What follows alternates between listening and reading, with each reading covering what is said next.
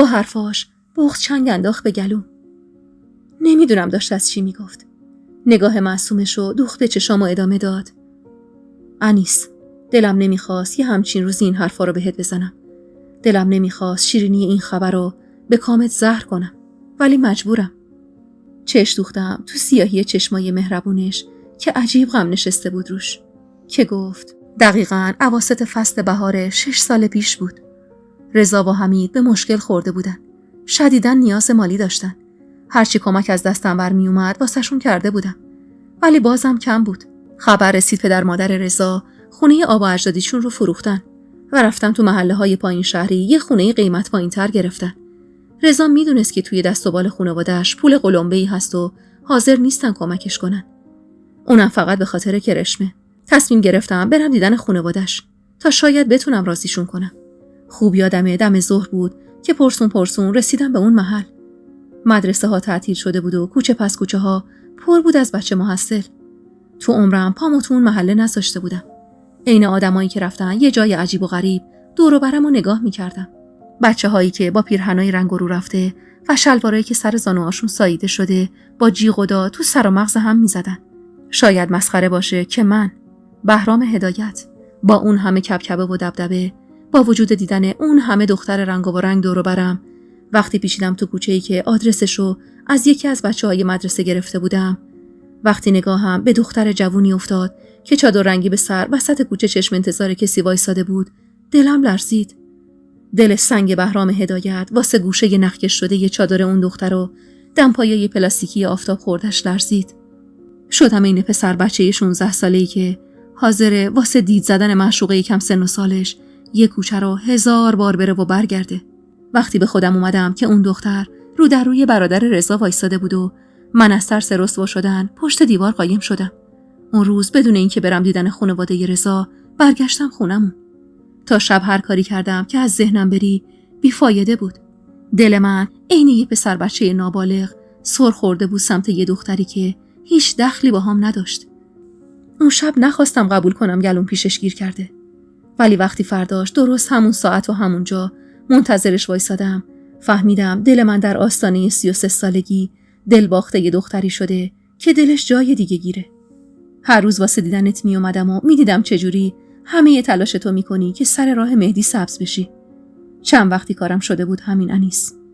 دلم اونقدر پی اون چاله‌گونه‌ای که فقط موقع دیدن مهدی نمایان می شد گیر کرده بود که پاک فراموش کردم واسه کمک به رضا اومدم اینجا. روزی که عین مرغ سرکنده وسط کوچه می چرخیدی ولی خبری از مهدی نبود، حالت دقیقاً عین روزایی بود که من وسط کوچه تاب می خوردم و خبری از تو نمی شد. یه هفته تموم هر روز ظهر زیر برق آفتاب وسط اون کوچه چشم انتظارت وایسادم و تو نیومدی. دیگه فراموش کرده بودم اصلاً واسه چی پامو تو این محل گذاشتم. درست همون روزایی که من درگیر پیدا کردن تو بودم، حمید خبر آورد رضا میخواد ازدواج کنه. عجیب بود. خبر ازدواج رضا خیلی هم عجیب بود. اونم واسه منی که هر روز شاهد عاشقانه‌های رضا و کرشمه بودم. ولی خب اونقدر ذهنم درگیر پیدا کردن دختر چادر به سر توی کوچه بود که خیلی راحت خبر ازدواج رضا با دختری که مادرش نشون کرده بود رو قبول کردم. اون روزا تنها همدمم نورا بود. واسش از دختری که خواب و خوراکم و ازم گرفته بود گفتم. اونم عین من ندیده و نشناخته عاشقش شد. یه روز عصر با هم اومدیم محلتون. پرسون از در و همسایه آدرس خونه رو پیدا کردیم. نورا بهم گفت از ماشین پیاده نشم، چون سر و ریختم به نظرش زیادی واسه آدمای اون محل عجیب و غریب بود.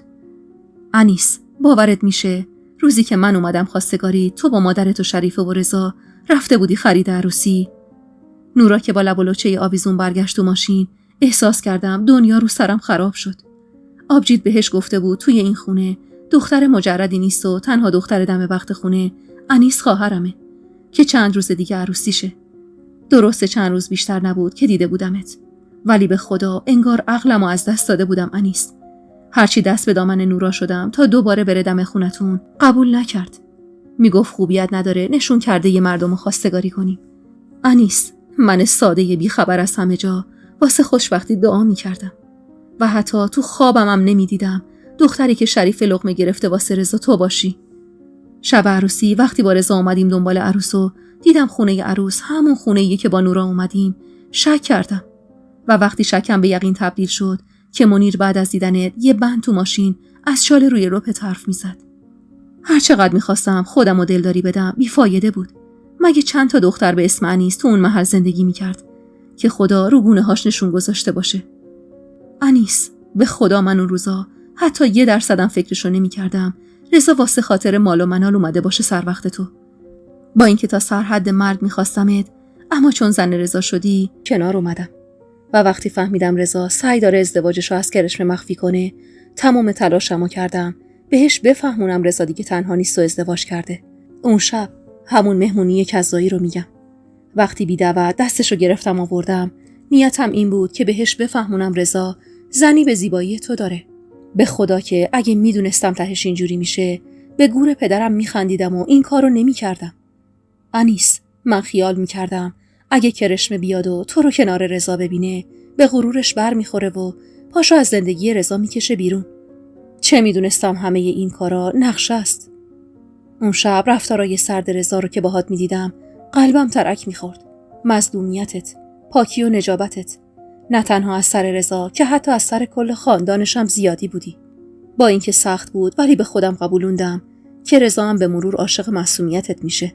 3 ماهی از ازدواجتون نگذشته بود که با کرشمه تو روزنامه خونه دیدمش. انیس، انگار به خودم خیانت شده بود. حس می‌کردم یکی یه خنجر تیز زده به قلبم. فقط خدا میدونه اون روز چقدر باهاش بحث کردم. همونجا بود که فهمیدم این ازدواج شرط شریفه بوده واسه گرفتن ارث پدریش. اون روز فهمیدم رضا تا قیوم قیومت نمیفهمه چه گوهر نابی رو تو خونش داره و میخواد از دستش بده. همون روز همونجا وسط دفترخونه تهدیدش کردم که اگه دوباره دور و بر کرشمه ببینمش، همه چیزو میذارم کف دست حاجی صابری. ولی اونقدر احمق بود که خیال کرد من چشمم پی کرشمه است و میخوام اینجوری از چنگش درش بیارم. بعد اون سعی کرد همه کاراشو ازم مخفی کنه و زندگیش با تو رو تو چشمم خوب جلوه بده. 4 چشمی تموم حواسم بهش بود. با اینکه میدیدم رابطتون با هم بهتر شده، ولی دلم میگفت چیزی رو که میبینی باور نکن. وقتی واسه بار دوم با هم دیدمشون، طاقت نیاوردم و رفتم سر وقت مادرش. بهش گفتم کاری که با زندگی یه دختر بیگناه کرده، آخر و عاقبتش برمیگرده به زندگی خودش و پسرش. ولی مرغش یه پا داشت. میگفت هیچکس جز این دختر نمیتونه رضا رو سر به راه کنه و تنها کاری که کرد این بود که واسه رضا شرط جدید گذاشت و ازش نوه خواست. اونقدری رو رضا شناخت داشتم که مطمئن بودم ماجرای آبستنی تو هم همش دوز و کلکه. وقتی رضا همه سهمش رو از خانواده‌اش گرفت و تصمیم گرفت با کرشمه فرار کنه، خون به مغزم نمیرسید. انیس، عشق چیز عجیبیه. یه حسی که آدمو وادار میکنه به کاری که تو کل عمرش نکرده. کمین کردم واسه لو دادنش. میدونستم علاوه بر سیاسی نویسی تو روزنامه، اعلامیه ضد رژیمم چاپ میکنه. با اینکه میدونستم حمیدم هم دستشه، ولی انگار خون جلوی چشممو گرفته بود. لاپورتشو به شهربانی دادم تا نتونه قالب بذاره و بره. چه میدونستم کودتا میشه و همه چیز اونجوری قمر در عقرب میشه. انیس، به خدا من فقط میخواستم جلوی فرارش با کرشمه رو بگیرم، چون حس میکردم تو بهش دل بستی. وقتی اوضاع خراب شد و ریختن تو شهر و همشونو گرفتن، ترس وجودمو برداشت که نکنه این ماجرا به قیمت جونشون تموم بشه. بدتر از اون کرشمه و بیقراریاش بود. هر روز میومد سر وقتم و ازم کمک میخواست. تموم اون روزا عذاب وجدان کاری که کرده بودم چنگ انداخته بود به گلوم. ولی وقتی فهمیدم کرشمه از رضا آبستنه و واسه همین میخواستم فرار کنن، تموم عذاب وجدانم دود شد رفت هوا. اون مرد هیچ جوره لیاقت تو رو نداشت. همون روز تصمیم گرفتم هر کاری از دستم برمیاد بکنم تا از زندگیت بندازمش بیرون. خودم به مهدی پیشنهاد دادم بره سراغ پدر کرشمه. مطمئن بودم وقتی بفهمه دخترش بچه ی رضا رو آبستنه، هر کاری میکنه تا نجاتش بده و عقدشون کنه. انیس، من نمیدونستم تو آبستنی. عشق جفت چشمامو کور کرده بود.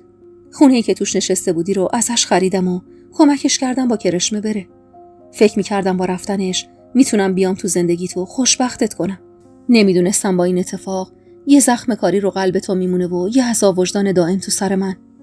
گفتم وقتی رفت غیابی ازش طلاق میگیری و خودم میام خواستگاریت. اونقدر خوشبختت میکنم که حتی یادتم نیاد رضا کی بوده. چه میدونستم اون وسط اینا تصادف میکنن و تو آبستنی و حمید اعدام میشه. بعد از مرگ رضا و اعدام حمید حالم از همیشه خرابتر شد. حمید آدم بیگناه این قصه بود و من خودمو تو مرگش مقصر میدونم. با فوت حمید گفتم دست میکشم از این عشقی که بهت دارم. ولی وقتی اومدم دیدنت پشیمون شدم. من دلباخته این 2 چشم سیاه شده بودم انیس و هیچی جلودارم نبود. اگه نتونی منو ببخشی حق داری. ولی اون روزا من حاضر بودم هر کاری بکنم که داشته باشمت. الکی بهت گفتم اون خونه فروخته شده به یه آدم غریبه تا بی سرپناه بشی و پیشنهادمو قبول کنی. وقتی فهمیدم آبستنی و رضا واسط یه مقدار پول گذاشته کنار، پولا رو قایم کردم تا تحت فشار قرار بگیری و قبولم کنی. به خدا انیس، عشق نه تنها چشم آدمو کور و گوششو کر میکنه که حتی عقل آدمم از بین میبره. من اون لحظه حتی فکرشم نمیکردم این کارا باعث بشه یه عمر عذاب وجدان داشته باشم. انیس جان، من هر کاری کردم همه از عشق بود، چون عاشق بودم. آدم عاشق خودخواه میشه. من وقتی به خودم اومدم که تو زنم شده بودی و حس میکردم تمام حست بهم واسه نیازه. چون کاری کرده بودم که بهم محتاج باشی از خودم بدم میومد. دلم میخواست از ته دلت منو بخوای. دوست داشتم این حرفا رو وقت مناسب تری بهت بزنم. وقتی که پاهات جون گرفته و شدی خانم معلم رویاهات که مجبور نشی از سر نیاز و بیپناهی کسی رو تحمل کنی که این کارا رو کرده.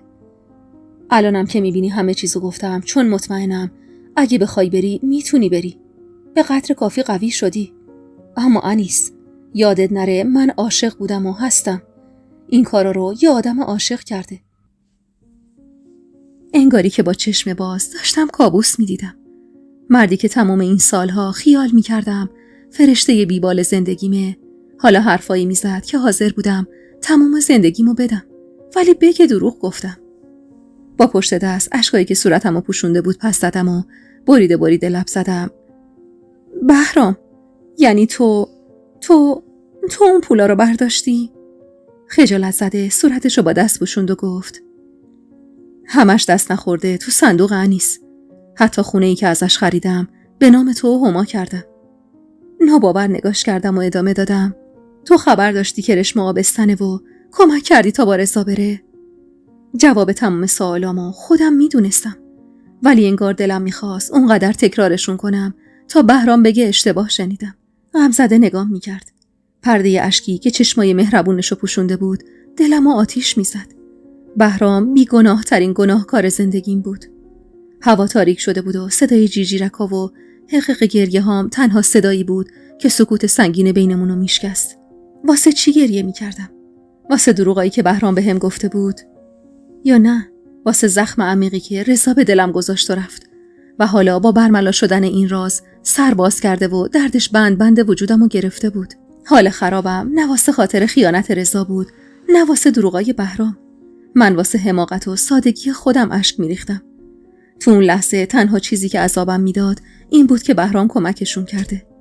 درد داره بفهمی عالم و آدم دست به دست هم دادن تا بهت بفهمونن چقدر ساده و احمقی.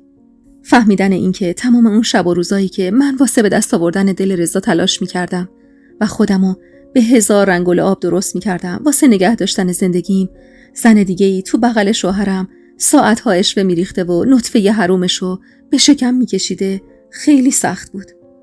غم داره بفهمی مردی که تمام این سالها مرهم دردات شده خودش منشأ دردت بوده. پاهام جون نداشت، ولی به هر جون کندنی بود از لبه تخت بلند شدم که گفت انیس جان، خوب به حرفام فکر کن، بعد تصمیم بگیر. اگه خدای نکرده تصمیمت به رفتن بود، خونه سابق رضا دست نخورده است. اون لحظه اونقدری غم رو دلم تلمبار شده بود که به خونه و اسباب و وسایلش اصلا فکر نمی کردم. دلم 2 پای قل و زنجیر نشده میخواست واسه رفتن و دل کندن از همه آدمایی که هر کدوم به یه نحوی به هم زخم زده بودن. زخمی که هر کسی یه اسمی روش میذاشت واسه توجیه. یکی واسه غیرتش، یکی دیگه از ترس آبروش، یکی واسه خاطر راحتی دلش، یکی هم از عشق. بدون اینکه جوابشو بدم راه افتادم به سمت ساختمون. سنگینی نگاهشو تا توی اتاق حس میکردم. خونه تاریک بود. کورمال خودمو رسوندم به رخت خوابی که عطر تن دخترمو داشت. راستی هما کجاست؟ بهرام فرستادش خونه فخرالزمان تا شاهد برملا شدن راز پدرش و شکستن دوباره مادرش نباشه. قلبم تیر میکشید. چشمامو با درد روی هم فشار دادم و عین جنینی تو بطن مادرش چنبره زدم. توی تاریک خونه ذهنم تنها تصویری که دست از سرم بر نمی داشت زنی بود با موهای طلایی و شکمی بر اومده.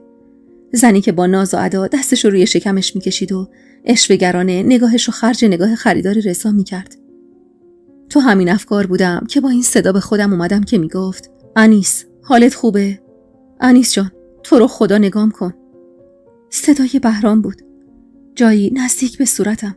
حتی حرم نفساشو روی پوست صورتم حس میکردم. لای پلکامو به زور باز کردم. سفیدی چشمای سیاه و مهربونش سرخ بود. دست سردمو تو دستش گرفت و بوسید و گفت انیس جانم، من این همه سال صبر کردم که یه همچین روزی هیچ زنجیری به پاهات نباشه که مجبور نباشی بمونی کنارم. پس تو رو خدا خیلی زود رو براشو. هر تصمیمیم بگیری خودم مثل کوه پشتتم. گیج و گون نگاش کردم. بهرام اشتباه میکرد. اون خیال میکرد اگه دست به هم نزنه هیچ قل و زنجیری دور پام نمیپیچه و من راحت میتونم ازش بگذرم. ولی اون چیزی که قل و زنجیر شده بود پام نبود، دلم بود. دلی که با دیدن چشمای سرخ و دستای لرزونش تیر میکشید و میسوخت. دلی که با هر بار دیدنش هزاران بار میتپید. از عشقش، از دوست داشتنش. چشمامو بستم تا نبینم صورت غمزده و خجلشو. تا خود صبح 1000 بار از خواب پریدم و زیر لب آیت الکرسی خوندم تا راحت بشم از شر این کابوس، تا دود بشه و بره هوا تصویر نفرین شده اون زن. هوا روشن شده بود که خواب به چشمم اومد. با حس لمس دست کسی روی گونه هام چشم باز کردم. چشمای خاکستری نورا تنها چیزی بود که اون لحظه انتظارشو نداشتم. آروم لب زد قربونت برم دخترم، خوبی؟ بی حال و کرخت بودم و حتی تلاشی واسه کش دادن لبام و لبخند زدن نکردم. به مغزم فشار آوردم تا یادم بیاد بهرام چیا بهم گفت. یعنی نورا هم تو تموم این ماجراها دست داشته؟ دلخور نگاش کردم که گفت انیس جان، چی بینتون گذشته؟ چی باعث شده بهرام به این روز بیفته و تو این ریختی بشی؟ لبای خشکمو از هم وا کردم و گفتم هما کجاست نورا؟ لبخند مصلحتی زد و گفت تو حیاط بچم، دیشب تا صبح نخوابیده، همش بهونه مامان باباشو گرفت. دلتنگش بودم، دلتنگ شیرین صبونیاش. بی حرف فتو رو پس زدم و پاتوند کردم سمت حیاط. هما کنار بهرام نشسته بود و از اتفاقایی که دیشب افتاده بود واسش حرف میزد. بدون اینکه به بهرام نگاه کنم دویدم سمت هما و بی هوا بغلش کردم. دخترم هما شاید تنها تنابی بود که تو اون لحظات منو به چرخ این دنیا قل و زنجیر میکرد. 1 هفته‌ای که به معنای واقعی کلمه فقط زنده بودم و نفس کشیدم، اما زندگی نکردم. 1 هفته میشه که حتی 1 کلمه هم با بهرام حرف نزدم. نه که باهاش قهر باشم، نه، انگار که دیگه باهاش غریبم. حس میکنم دیگه نمیشناسمش. هما مظلوم و بهونه گیر شده. بیچاره دخترکم که اولین ترکش های این جنگ بی سلاح به تن زندگی اون نشست. فریبا هر روز میاد کمکم. حتی دل و دماغ اینو ندارم برم دانشگاه و به زندگیم سر و سامون بدم. اوضاع بهرام از من خرابتر بود و ترس از دست دادن رو خوب تو چشماش میدیدم. دلم واسش کباب بود، ولی بیشتر از اون دلم واسه خودم میسوخت. گناه من چی بود که تا می اومدم طعم شیرین خوشبختی رو بچشم غم و غصه جا خوش میکرد وسط زندگیم. اون روز بهرام اومد سراغم و همونطور که پشت سرم بود آروم گفت انیس جان، آخر این هفته مهلت ثبت نام دانشگاه تموم میشه. نمیخوای بری؟ همون جور که اسباب بازی‌های هما رو از کف اتاق جمع می‌کردم، زیر چشمی نگاش کردم. صورتشو تحریش نامرتبی پوشونده بود. وقتی دید جواب نمیدم، ادامه داد: انیس جان، با من قهری. چرا با خودت لج می‌کنی؟ این همه زحمتشو کشیدی، نذار به باد بره. چشمامو با حرص رو هم فشار دادم و نفسمو با صدا بیرون دادم و گفتم: حوصله ندارم بهرام. با لحنی که داد میزد از شنیدن صدام خوشحاله، لب زد: اگه بری حوصله‌ام میاد سر جاش. بی حال نگاش کردم. از دستش ناراحت بودم، ولی حرف حساب جواب نداشت. این همه بدبختی نکشیده بودم که حالا یه قدمی رسیدم به همه رویاهام پا پس بکشم. زیر لب گفتم: باشه، میرم. لبخند محوی زد و گفت: پس آماده شو، نیم ساعت دیگه بریم. عروسک هما رو تو کمد جا دادم و گفتم خودم میرم، لازم نیست تو بیای. دیدم که چند ثانیه بهت زده نگام کرد، ولی به روی خودم نیوردم و بی حرف از کنارش رد شدم. من توی اون شرایط نیاز داشتم که حس کنم به کسی وابسته نیستم و خودم از پس کارام برمیام. کت و دامن شکلاتی رنگی که واسه عید دوخته بودم تنم کردم و دستی به صورتم کشیدم.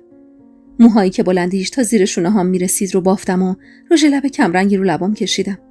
صدای هما از تو آشپزخونه میومد. فریبا سرگرم پخت و پز بود. کیف دستیمو برداشتم و مدارکمو توش جا دادم. تصمیم داشتم هما رو با خودم ببرم تا به عالم و آدم ثابت کنم من تنهایی از پس همه کارام برمیام.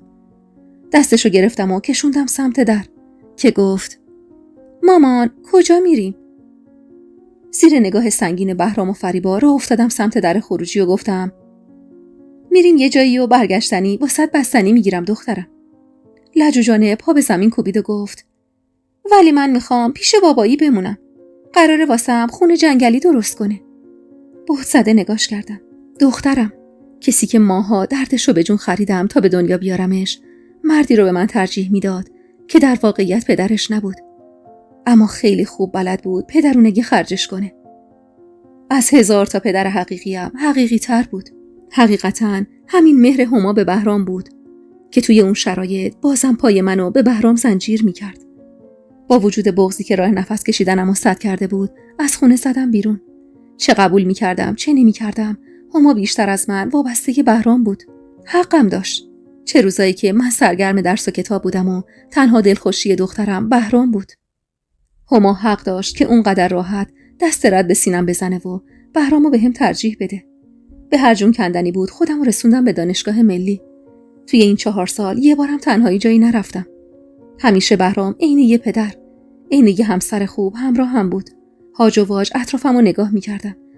دختر و پسرای جوونی که با لباسای رنگاوارنگ دست دسته وارد دانشگاه می‌شدن و صدای بلند قهقه هاشون گوش آسمون رو کر می‌کرد. ترسی رو که سعی داشت لونه کنه وسط دلم پس زدم و راه افتادم سمت ساختمون. خوب که نگاه می‌کردم سر و وضعم با دخترای همسن و سالم فرق داشت. اکثرا شلوار جین تنشون بود با یه بلوز آستین کوتاه. اواسط تابستون بود و توی اون کت و دامن احساس خفگی می‌کردم. تا ظهر طول کشید تا تونستم ثبت نام کنم. با اینکه از گرما هلاک شده بودم و شکمم از گرسنگی ضعف می‌رفت، اما یه شوق عجیبی داشتم. اینکه واسه اولین بار تونسته بودم از پس کاری بدون کمک کسی بر بیام. انگاری که روح تازه‌ای دمیده شده بود تو وجودم. قدممو تند و محکم برداشتم سمت در خروجی که با صدایی به خودم اومدم که میگفت انیس خانم معلم. شوکه برگشتم سمت صدا. بهرام در حالی که به شورلت مشکی رنگش تکیه داده بود واسم دست تکون داد. 2-3 نفری که اطراف در دانشگاه بودن کنجکاو نگامون میکردن. هما سرشو از پنجره عقب ماشین بیرون داده بود و ذوق زده واسم دست تکون میداد. اونقدر خوشحال بودم که واسه چند لحظه هم شده یادم بره چیا بینمون گذشته توی این مدت. راهمو کج کردم و برگشتم سمت ماشین و گفتم سلام، شما اینجا چی کار میکنید؟ لحن آروممو که دید گل از گلش شکفت و گفت هما بهونه مامانش رو میگرفت. اومدیم سر وقتت بریم شیرینی خانم معلم شدن تو بدی بهمون. میدونستم هما وقتی کنار بهرامه حتی یادشم نمیاد مادری داره. چه برسه که بخواد این حرفا رو بزنه.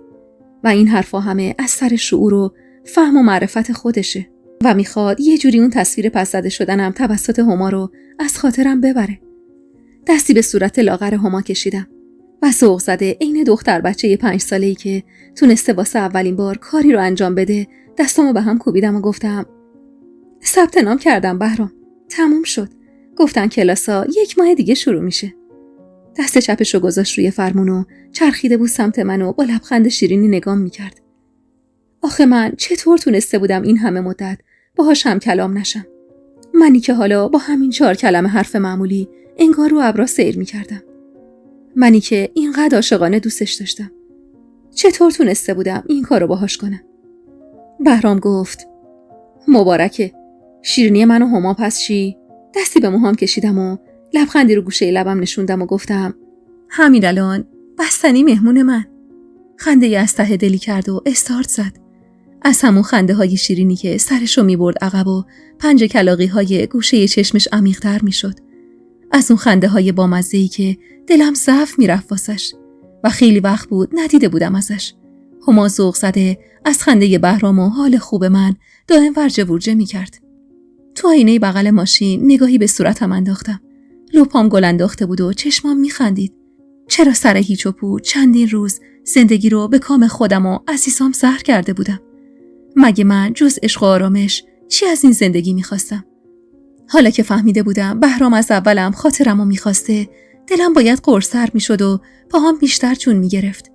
حس این که مردی که سالها کنارش زندگی کردی فقط واسه ترحم کنارت بوده آدمو ذره ذره آب میکنه. اما من حالا باید شادترین زن روی زمین بودم. چون بهرام خیلی سال قبل دل به من باخته بود و تو تموم این سالا هم با عشق کنارم بود، نه با ترحم. نگاهی به نیمرخ بشاشش انداختم. تحریششو تراشونده بود و لباس مرتبی تنش کرده بود. بهرام پدر بود یا شوهر؟ واسه منی که تو تموم لحظه های زندگیم جای خالی جفتش رو حس کرده بودم، بهرام هم پدر بود هم شوهر. حمایت های پدرانه و بی‌دریغ، عشق و محبت های عاشقانه ی همسر. ماشین که از حرکت ایستاد نگاهی به مغازه سر خیابون انداختم که بهرام گفت بفرمایید خانم معلم، اینجا بهترین فالودو بستنیای شهر رو داره. دوست داری خودت بری؟ عمیق نگاش کردم. قدر تمام این روزایی که اصلا نگاش نکرده بودم و دلم پر میکشید واسه دیدنش و گفتم میخوام خودم برم. دستم که روی دستگیره ماشین بود ذهنم پر کشید سمت کیف پولم. از ترس اینکه خالی باشه و سر شکسته مجبور بشم برگردم تو ماشین، مو به تنم سیخ شد. چند قدمی که از ماشین فاصله گرفتم دکمه کیفمو باز کردم و هر زده لابلای کاغذ پاره ها دنبال پول گشتم. دست پول لور شده گوشه جیب کوچیک کیفم بهم یادآوری کرد مردی که همین چند لحظه پیش کنارش نشسته بودم یه مرد جنتلمن و تمام عیاره. یکی که اومده تا کم لطفی تمام مردای زندگیمو جبران کنه. شرمنده از رفتارای اخیرم نگاهمو چرخوندم سمت ماشین. سرگرم حرف زدن با هما بود. نفس عمیقی کشیدم تا اشکام سرازیر نشه و بریزه رو گونه هام. اون روز همون لحظه بود که من فهمیدم عشق چه شکلیه. حتما که نباید کوه کند و فرهاد بود. حتما که نباید به بیابون زد و مجنون بود. گاهی کافیه چشماتو بیشتر باز کنی تا عشقو تو نگاه شیرین مردی ببینی که با تموم بدخلقیات بازم میخوادت. مردی که بدون اینکه حواست باشه حواسش بهت هست. نزدیکای غروب بود که برگشتیم خونه. سه تامون با اون آدمای چند ساعت پیش زمین تا آسمون فرق داشتیم. هما دست جفتمون رو گرفته بود و میکشید سمت ساختمون. فریبا توی ایوون وایساده بود و ذوق زده نگامون میکرد. لبه یه تخت گوشه ی حیاط نشستم و نفس عمیقی کشیدم که فریبا گفت خانم جان، غذا بکشم بیارم واسطون. حتی چشمای فریبا هم ذوق داشت. گفتم اگه زحمتی نیست فریبا جان. هما توپ پلاستیکیشو پرت کرد هوا و داد زد بابایی بیا بازی. دلم میخواست بعد از مدتها واسه اولین بار باهاشون همراهی کنم.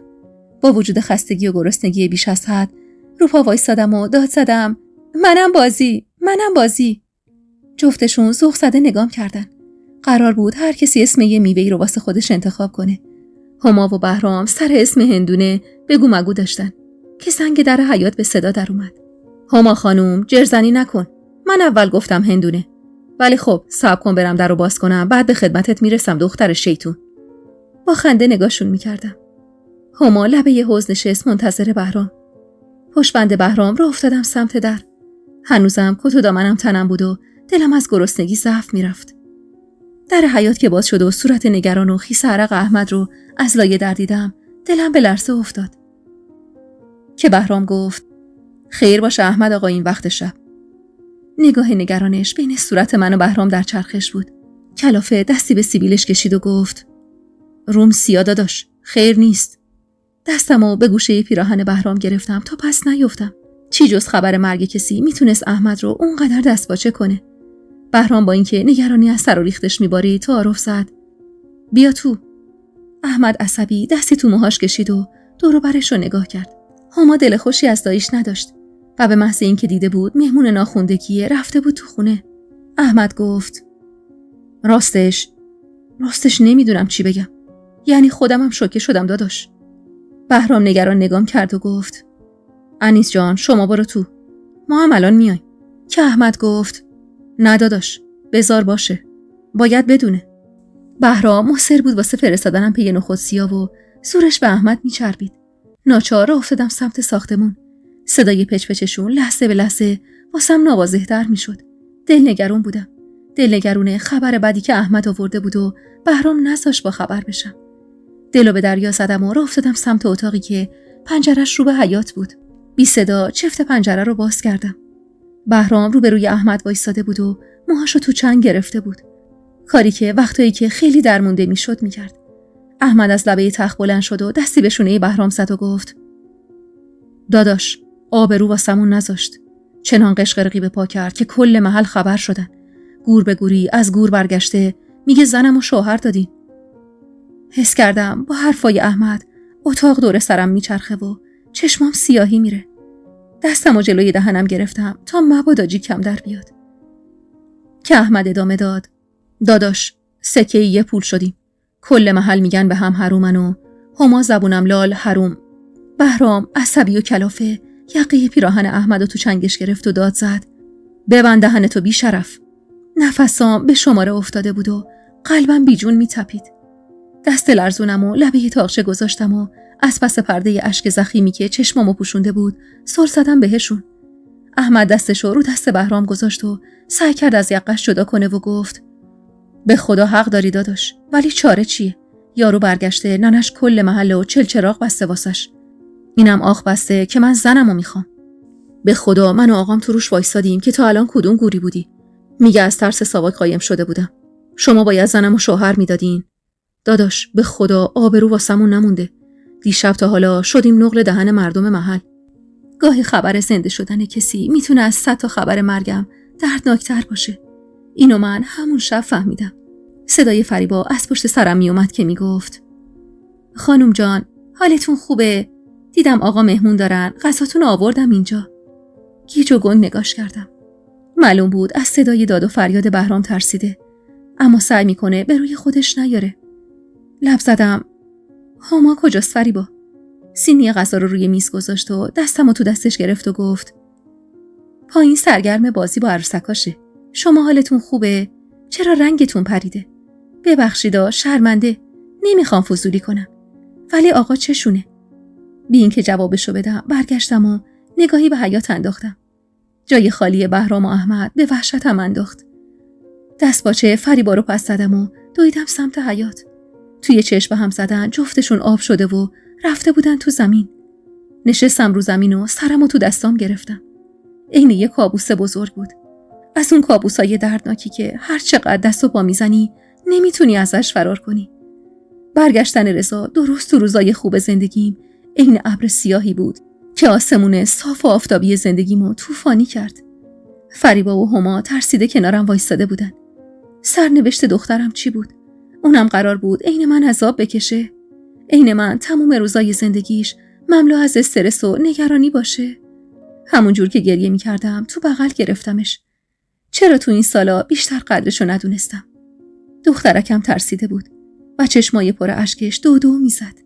آروم گفت مامانی دایی احمدو دوست ندارم، ازش بدم میاد. نگاش کردم. هیچ نشونی از شباهت به رضا تو صورتش نبود. اونقدر شبیه من بود که انگار خدا هم قبول داشت من تنها کسیم که این دختر بهش تعلق داره. دلم آشوب بود. انگاری یکی تو دلم رخت میشست. نگران بهرام و برخوردش با اون بودم. حتی از آوردن اسمشم بند وجودم به لرزه میافتاد. فریبا که حالمو دید سمتم اومد و گفت خانم جان تو رو خدا از رو زمین پاشین. دستم و لبه حوض گرفتم و از جا بلند شدم. فریبا کمکم کرد روی تخت چوبی بشینم. چشمم به در حیاط بود و ذهنم پی اون محلی بود که احمد میگفت شریفه در و دیوارشو واسه خاطر پسرش آذین بسته. شب از نیمه گذشته بود و من هنوز توی حیاط چشم انتظار بهرامم نشسته بودم. 1-2 ساعتی میشد که فریبا هما رو خواب کرده بود و رفته بود. چشمم از شدت گریه‌های بی‌وقفه میسوخت و سرم عین سنگینی میکرد. فکر این که عقدمون باطله و مجبورم کنن برگردم کنار رضا برام از مرگ هم عذاب آورتر بود. من تازه داشتم طعم شیرین عاشقی کردن و مزه میکردم. سرم از هجوم افکار شوم داشت میترکید. با صدای چرخیدن کلید توی قفل در حیاط از جا بلند شدم و پر کشیدم طرفش. شنیدی میگن قدر داشته ها تو وقتی میدونی که داری از دستش میدی؟ من اون لحظه ها فهمیدم چقدر خاطر بهرامو میخوام. چقدر دلم پیشش گیره. وقتی چشمم به یقه چاک خورده و قطره‌های خون خوش شده روی پیرهن سفیدش افتاد، پاهام قفل شد به کف حیاط. موهای رنگ شبش که حالا پر شده بود از تار موهای سفید خیس عرق بود و چسبیده بود به پیشونیش. آقام و احمد پشتبندش وارد حیاط شدن. توی اون 22 سال عمری که از خدا گرفته بودم هیچ وقت آقامو اون ریختی ندیده بودم. انگاری که حرف مردم چندین و چند سال پیرترش کرده بود. حضور آقام و احمد کنار بهرام، اون وقت شب تو خونه باغ، ناقوس مرگمو به صدا در آورد. وقتی بهرام پشت بهم کرد و آقام چند قدمی بهم نزدیک شد، دلم نوید خبرای خوبی نمیداد. آقام رو در رو ایستاد و گفت: انیس دخترم، برو بساطتو جمع کن آقا. اونقدر دلم پی شونه‌های لرزون بهرام بود که حتی یه لحظه هم به این فکر نکنم آقام واسه اولین باره که با لفظ دخترم، اونم با یه لحن پرمهر صدام زده. احمد سعی داشت بهرامو آروم کنه.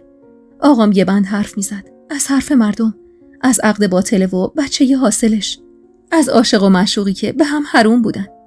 اشکامو با پشت دستم پس زدم و دویدم سمت بهرام. پشت بهم رو به دیوار وایساده بود. اشکامو با پشت دستم پس زدم و دویدم سمت بهرام. پشت بهم رو به دیوار وایساده بود. دور زدم و نگاش کردم. من کی اونقدر عاشقش شده بودم. اونقدری که با دیدن چشمای کاسه خونش قلبم از حرکت وایسه و نفسم بند بیاد. به زور لب زدم: بهرام، آقام چی میگه؟ من کجا برم بی تو؟ نبض گردنش تند میزد. بغضشو به زور قورت داد. اینو از سیبک گلوش که بالا و پایین میشد فهمیدم. آروم گفت: انیس جان، درستش میکنم. قول میدم. اما چرا صداش عین همیشه مطمئن نبود؟ عین اون روزایی که گفت کمکت میکنم و کرد. عین اون روزایی که گفت خوشبختت میکنم و کرد. عین اون روزایی که گفت خانم معلم میشی و شدم. چرا حس کردم خودش هم به حرفی که میزنه اعتماد نداره؟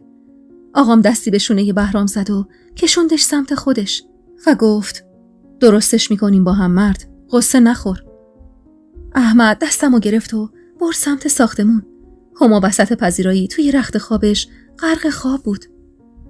احمد آروم گفت: انیس، برو رختای خودتو هما رو جمع جور کن و بیا. همینجا منتظرتم. نگاش کردم. 2 تا دکمه بالای پیرهنش کنده شده بود و گوشه ی لبش چاک خورده بود. یعنی احمد واسه خاطر من و زندگیم با رضا دست به یقه شده بود. چرا غم و ناراحتی توی چشماش خوشحالم نمی کرد؟ چرا از این که برادرم قصه زندگیمو میخورد ذوق نمی کردم؟ پاهام جون نداشت. چرا باید لباسامو جمع می کردم؟ چرا باید من و هما همراه اونا می رفتیم؟ انگار کسی که مسخ شده باشه بی حرف را همو کج کردم سمت اتاق. به هر جون کندنی بود خودمو به اتاقم رسوندم. باید برمیگشتم توی خونه‌ای که 4 سال تموم واسه فرار کردن ازش تلاش کرده بودم. خسته و بیرمق ساک دستی کوچیکی رو برداشتم و چند تیکه لباس از خودم و هما توش جا دادم. و لحظه آخر قاب عکسی که به دیوار میخ شده بود رو برداشتم و لای لباسام چپوندم. صدای پچ پچ بهرام و آقام از تو پذیرایی می اومد. حاجی، اجازه بده یه چند کلمه باهاش حرف دارم. لبه تخت نشستم و زانوهامو تو بغل گرفتم. صدای آقام می اومد که میگفت: قربونت برم پسرم، دست به جنبون. تا همین حالاشم کم مسحکه عام و خاص نشدیم. صدای قدماشو که شنیدم نگاه ناامیدم و دوختم به در. قامت بلندش که لای در ظاهر شد قلبم لرزید. احمد لب زد: داداش، قربونت، درو نبند. صدای احمد خط مینداخت روی آرامشی که با دیدن بهرام داشت رو نمی‌کرد گوشه ذهن خسته و آشفتم. بهرام مظلوم‌تر از هر وقتی لای در و نیمه باز گذاشت و به هم نزدیک شد. روی پاهای لرزونم وایسادم و زل زدم تو سیاهی چشماش که گفت: انیس جان، به هم اعتماد کن. همه چیزو درست میکنم. بهش اعتماد داشتم. حتی بیشتر از چشمام. سرم روی سینش گذاشتم و انگشت اشارم روی قطره خونی که روی پیرهنش ریخته بود کشیدم و گفتم: بهرام جان، بهت اعتماد دارم. حتی بیشتر از خودم. صدای ضربان قلبش آرومم میکرد که گفت: انیس، اگه میبینی میذارم بری فقط به خاطر آقاته که مردم کمتر با حرف و حدیث عذابش بدن. فردا قراره بزرگترای محل جمع بشن کمکمون کنن. سرمو بلند کردم و نگاش کردم و گفتم راستی عقدمون باطله بهرام. یعنی من و تو به هم. انگشتش رو روی لبام گذاشت و سرش رو به صورتم نزدیکتر کرد و گفت شش، دیگه این حرفو نزن. اونا نمیدونن. من و تو که میدونیم این عقد از اولا باطل بوده. گیج و گنگ نگاش کردم.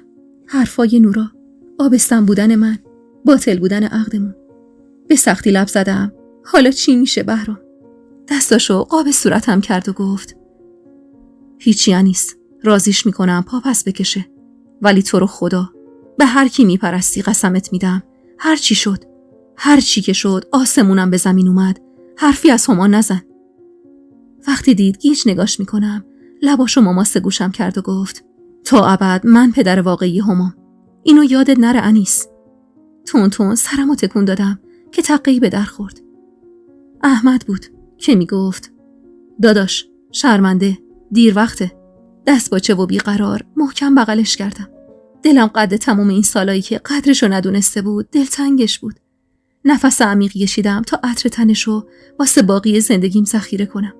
ازم فاصله گرفت و دستی به گردنش کشید و با صدای گرفته لب زد قول میدم انیس، قول. بغض راه نفس کشیدنمو سد کرده بود.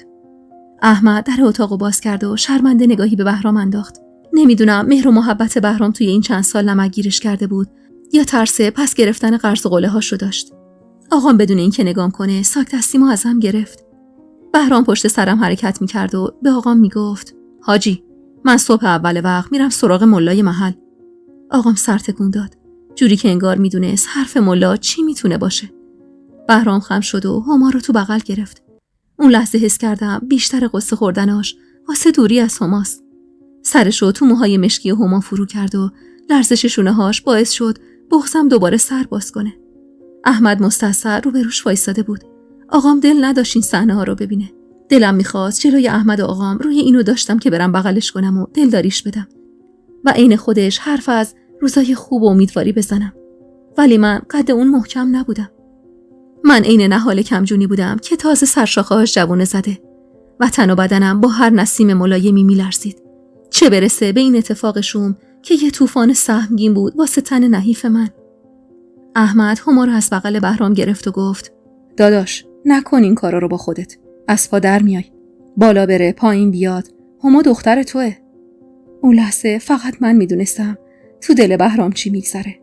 شونه‌های خمیده و صورت خیس اشکش عذابم میداد. همون جور که اشک میریختم کنارش وایسادم و گفتم بهرام من نمیخوام برم. اگه اینجوری این ریختی بذارم برم تا صبح دوام نمیارم. آقام و احمد نگامون میکردن. سرمو نزدیک گوشش کردم و ادامه دادم بیا فرار کنیم. بریم یه جایی که دست کسی بهمون نرسه. لبخند تلخی زد و با سرانگشتش قطره اشکی که چکید روی گونه‌هامو پاک کرد و گفت بهت قول دادم انیس، نمیذارم ازم بگیرنت. برو به خاطر آقات. نمیتونم وایسم نگاه کنم یه مش بیچاک و دهن هرچی به دهنشون میاد بارش کنن. واسه این مرد مهمتر از ناموس و غیرتش هیچی نیست.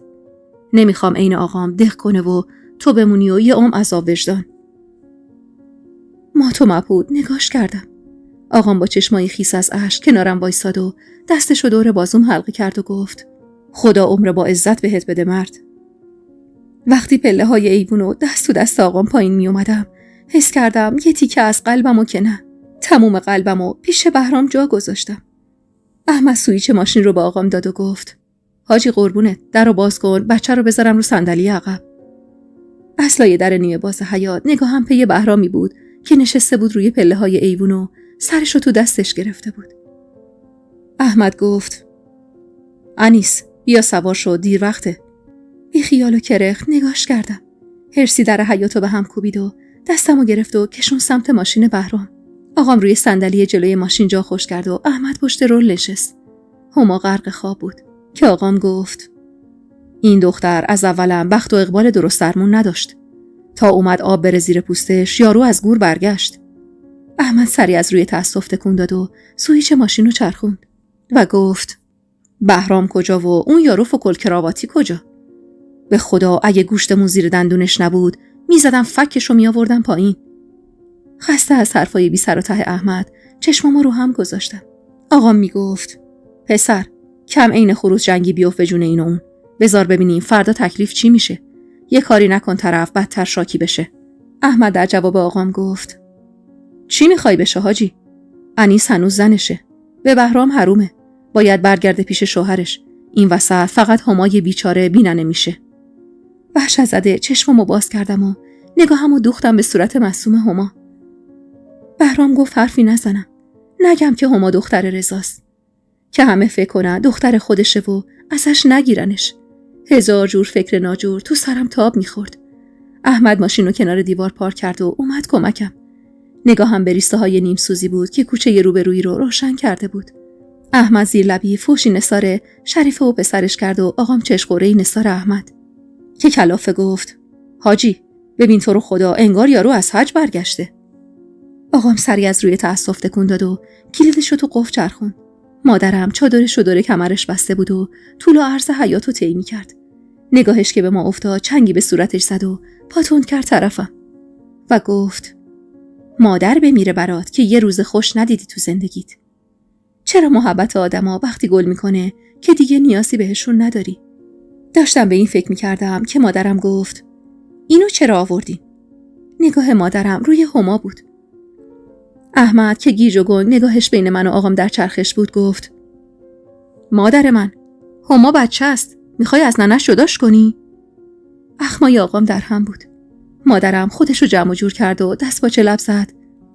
خدا مرگم بده. من چه کارم مگه؟ میگم بچه یه بیچاره رو نباید میآوردی وسط محشر کبرا. ما چه بخوایم و چه نخوایم فردا باید 2 دستی دختره رو بدیم به پسر شریفه. این بچه بابا داره. نمیشه بدیمش به شوهر ننشگه. هرسی هما رو از بغل احمد گرفتم و غریدم. اولا که من هیچ جا نمیرم. بعدشم هر جا من باشم هما همونجاست. بمیرمم نمیذارم دخترمو ازم بگیرید. وقتی با حالت قهر رفتم تو اتاق پشتی صدای پرحرص مادرم رو شنیدم که میگفت واه واه واه چه قدم بلبل زبون شده. من میگم این یارو فردا میاد بچه رو میبینه بدتر داغی میشه. هما رو توی رخت خواب گذاشتم و گوشامو با دستم گرفتم تا نشنوم مادرم چیا پشت سرم میگه. کی گفته طولانی ترین شب سال شب یلداست؟ یلدا ترین شب زندگی من اون شب بود. شبی که چراغ اتاق احمدینا اون سر حیاط تا خود صبح میسوخت و سایه احمد رو میدیدم که دائم دور اتاق میچرخه. شبی که صدای ناله های آقامو میشنیدم و دم نمیزدم. شبی که نور مهتاب نیمرخ صورت دخترمو روشن کرده بود. دلم واسش میسوخت. سایه نحس من روی زندگی نوپای دخترمم افتاده بود. اون شب انگار خورشیدم ازم رو میگرفت و دل اینو نداشت رخ نشون بده. دلم پیش بهرام و شونه های خم شدش مونده بود. شاید اگه اون شب از ترس احمد و چراغ روشن اتاقش نبود دخترمو تنها دارایی زندگی پرمصیبتمو زیر بغل میزدم و میرفتم به جایی که نشونی از هیچ آشنایی نباشه. یه عمر تنهایی و غربت میارزید به زندگی کنار مردی که با یه بچه تو شکم تنهام گذاشت و رفت. با آواز سحرخون خروس همسایه از خواب پریدم. همونجور نشسته پای پنجره خوابم برده بود. تمام تنم خوش شده بود. هما با چشمای نیمه باز نگاهی بهم کرد و گفت مامان اومدیم پیش زهرا. به زور لبخند زدم و گفتم آره دخترم. از لای رخت خواب بیرون اومد و دستشو 2 طرفش کش داد و گفت آخ جون بابام هم اومده. بغض توی گلومو به زور قورت دادم و گفتم میاد مامان. تقه آرومی به در خورد و معصوم سینه به دست اومد داخل و کنارم نشست و گفت بهتری انیس. نگاش کردم. ابروهای نقش شده و موهای قهوه‌ای رنگ. حتم داشتم بادمجون پای چشمش واسه خاطر رنگ موهاشه. سری تکون دادم که گفت مادر گفت بچه‌ها رو ببرم خونه آقام تا با هم بازی کنن. مهمونا یکم دیگه میان اینجا شلوغ نباشه. میدونستم تموم اینا نقشه مادرمه واسه دور کردن هما از دید رضا و شریفه. ناچار سری تکون دادم و لقمه نون و پنیر و گوجه‌ای واسش درست کردم. دخترکم بی خبر از همه جا ذوق هم بازی شدن با دختر داییشو داشت. قبل از اینکه دست توی دست زهرا از در حیاط برن حسابی بوسیدمش. به تلافی تموم روزایی که خیال می‌کردم حالا کنارم دارمش. هنوز کت و دامنی که دیروز واسه ثبت نام دانشگاه پوشیده بودم تنم بود. لبه یه تاقچه نشستم و به زور لقمه‌ای که معصومه واسم گرفته بود گوشه لپم جا دادم. مادرم حیاط و آب و جارو کرد. انگاری که قرار بود واسم خواستگار بیاد. آقام کت و شلوارش رو تنش کرده بود و بالای ایوون وایستاده بود. با صدای زنگ در حیاط دامنمو چنگ زدم. دست سرد معصوم رو دستم نشست و گفت: نترس انیس، همه چی درست میشه. بهت قول میدم. گوشم با حرفای معصوم بود و نگاهم از پس پرده توری اتاق به جماعتی که با آقام چاق سلامتی میکردن. چشمم که به صورت ستیغ شده و کت و شلوار نوعش افتاد، آتیش کینه چندین سالم از زیر خاکستر فوران کرد. هرسی از جام بلند شدم.